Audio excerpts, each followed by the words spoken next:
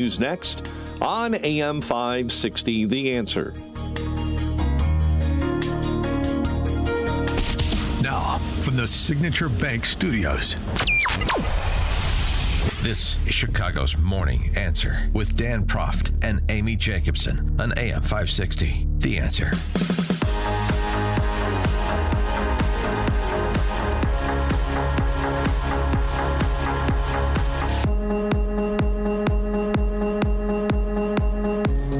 Top of the morning, Dan and Amy. As long as NBC continues to prop up MSNBC, failed Chicago politicians will always have a home.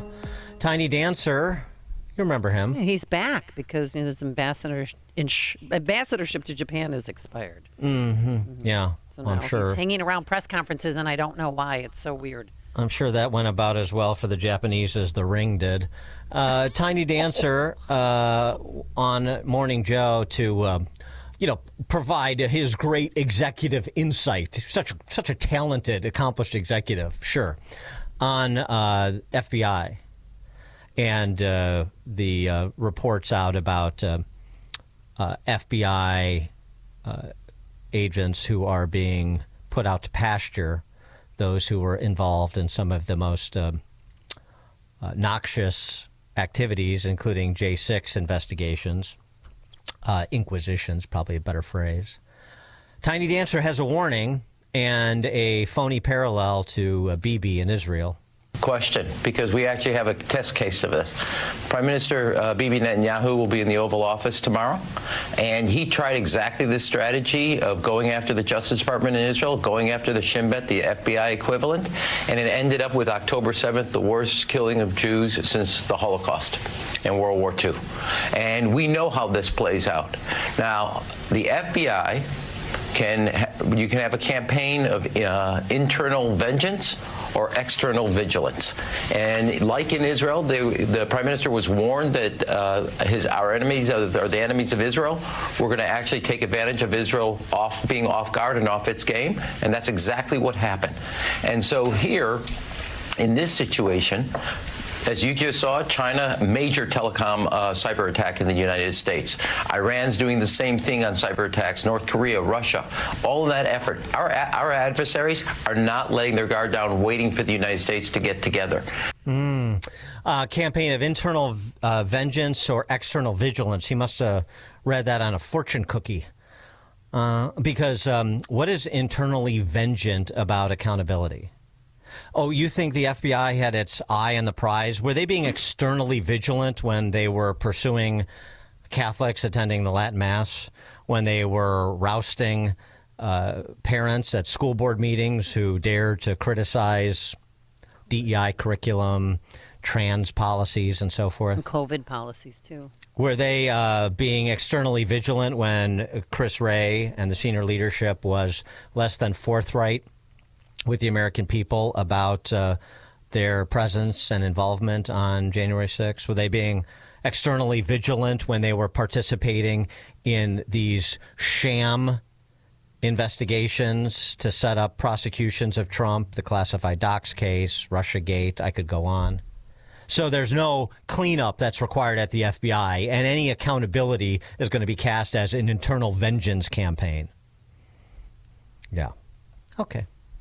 Well, that's what they're selling. Thankfully, I don't think there are going to be any buyers in the Trump administration, starting with Kash Patel and Pam Bondi. For more on this and other matters, Ben Weingarten joins us, editor-at-large for RealClearInvestigations.com, also senior contributor to The Federalist. His Substack, Weingarten.substack.com, Weingarten.substack.com. Ben, thanks for joining us again. Appreciate it. Thanks so much for having me. It's always a pleasure. The binary, it's either internal vengeance or external vigilance. So just never you mind who's doing what in the FBI. Just say we're focused on, external threats to a national security and public safety, and then all is right.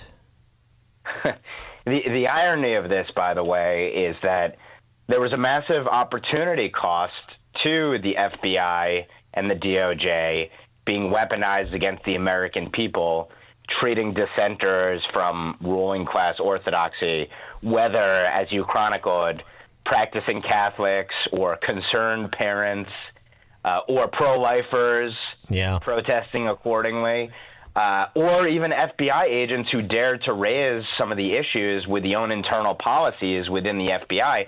There was a massive opportunity cost to the targeting of dissenting Americans, which was, first of all, obviously, the damage done to our Constitution, and of course, as the brass care about there, the FBI's credibility as an institution, but then also the fact that all manner of threats festered while they were targeting, in the biggest dragnet in U.S. history, grandmas who walked into the Capitol on January 6th, in part.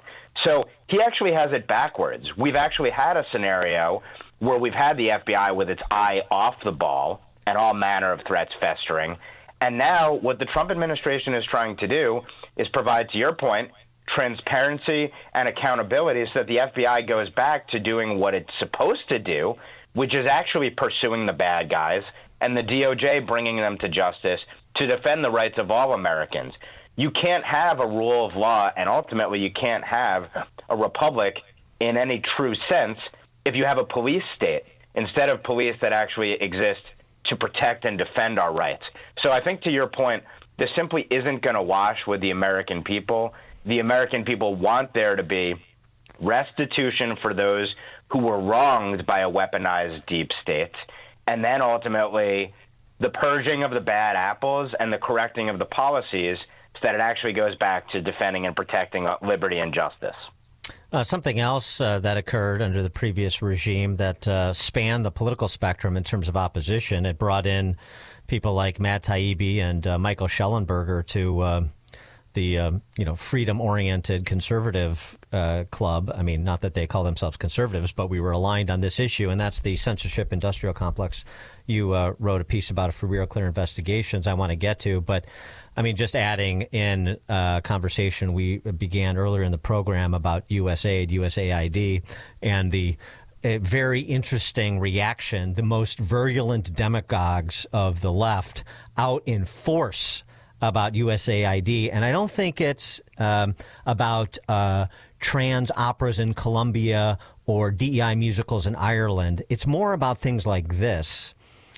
Nina Jankowicz, you may remember that name. I know you do, but our listeners may remember that name. She was the person that Ali Mayorkas tapped to be the head of the Disinformation Governance Board, the Orwellian Disinformation Governance Board that was to be housed in DHS before people got wind of it, and there was a revolt, and they had to scrap the idea of that sort of censorship entity within the Department of Homeland Security. Well, guess what? She now is over in the UK, and she's part of something called the Center for Information Resilience, equally Orwellian. And she's a recipient of USA dollars. Of course she is. The censorship industrial complex. There's a lot for this administration to root out. Absolutely right. And USAID, to your point, there's the veneer of providing essential aid to people who need it. But that is actually kind of the perfect cover for, not just to your point, the perverse boondoggles and asinine uses of precious taxpayer dollars, but also, and not just the exporting of wokeism or potentially trying to foment color revolutions in line with ruling elites who don't have America's national interest in mind when they're pushing those revolutions, but the censorship industrial complex, no doubt a huge recipient of funds. And perversely, it's sort of twofold. One is it's sort of exporting the censorship controls that are ruling elites imposed on Americans. But also there's a boomerang here, which is that when you have regulatory regimes and structures imposed upon American big tech companies overseas, that can ultimately lead to the purging of Americans' protected speech, because for the big tech platforms to get in line with those regulations, they might have to impose content moderation, quote unquote, standards that lead to Americans' protected speech getting censored. Thankfully now, this administration has vowed to combat that very boomerang, backdoor sort of process, including Mark Zuckerberg, who was a colluder in the censorship regime before. Now he claims he's going to work with the administration to target offensives from abroad against American speech.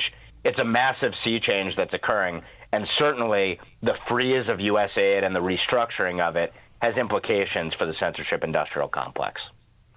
Now, part of your investigative piece, you talked to a law professor at Columbia University who's been on the front lines of this battle, Phil Hamburger, New Civil Liberties Alliance, and he said that the action taken by the Trump administration so far doesn't go far enough. What are Trump and company missing?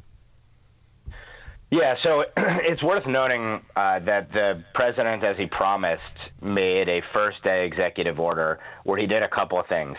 He barred federal officials from engaging in or facilitating the censorship of Americans' protected speech, primarily by social media companies. So that's a remedy for 4+ years, what transpired during the Biden administration and before as well, in the censoring en masse of opposing voices in America and beyond. And it also prevented any resources, federal dollars that is, which is sort of the lifeblood of all of this constellation of NGOs on the outside as well, that basically were involved in doing the outsourced censorship. And then last but not least, the order called for sort of a retroactive investigation into here are all the things that the prior administration did, and potentially this could end up in remedies that include potentially legal consequences and beyond. So that's all very significant. I mean, this is about preventing prospective censorship by government or by proxy, and then also going back to the past acts and figuring out where the illegality might have occurred and helping devise policies to prevent it going forward.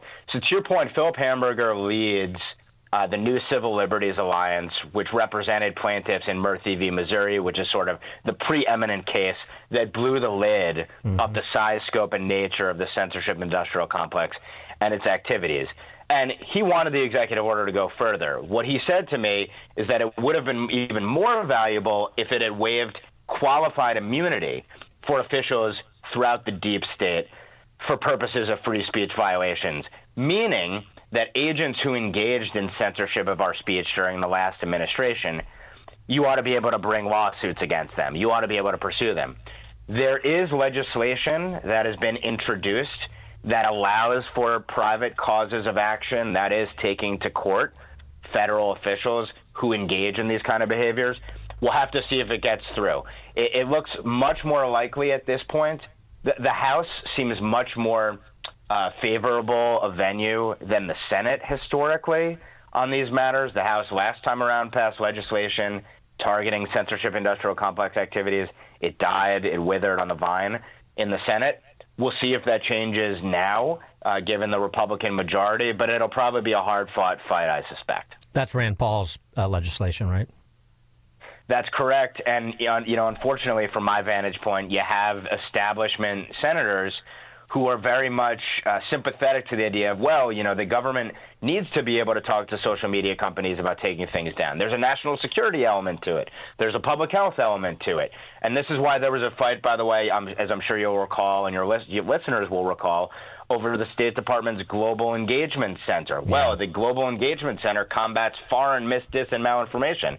Okay, but it actually was used to target American speech identified as mis-, and malinformation. Do you still think that it serves that vital interest, or do there need to be changes?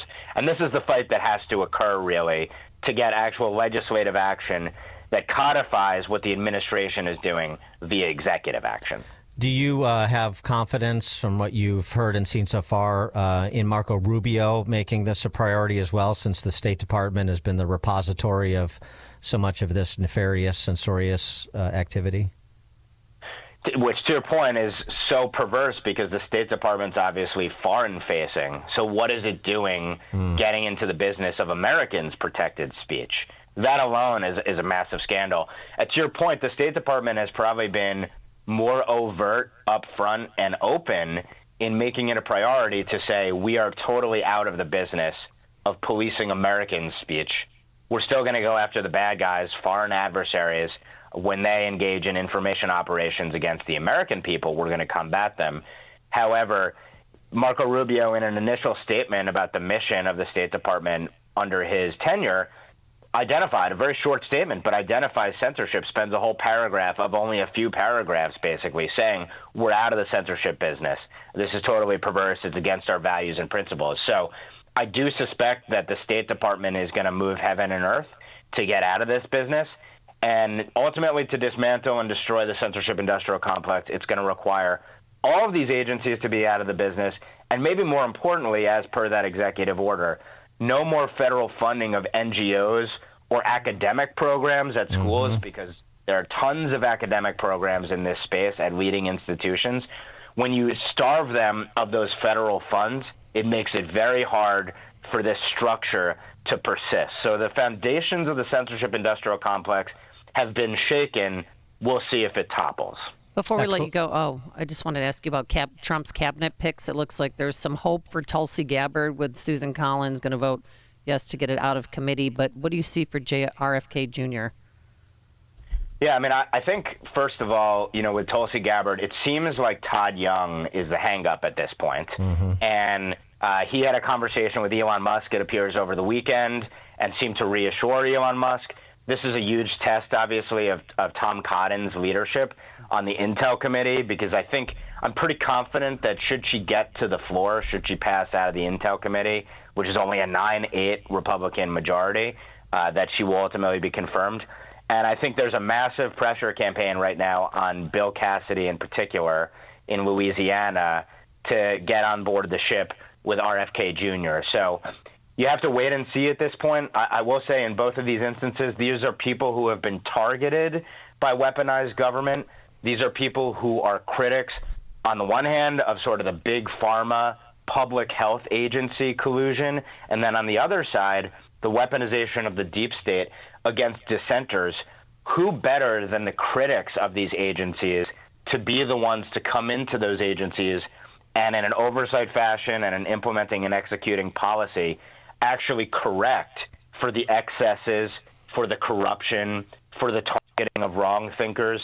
That's one of the remarkable things about this administration, is that in many places you have people who are the very critics of the institutions being brought in to clean them up. And that should hopefully redound to the benefit of the American people. Same, obviously, with Kash Patel and others as well. Jay Bhattacharya at NIH, the same thing.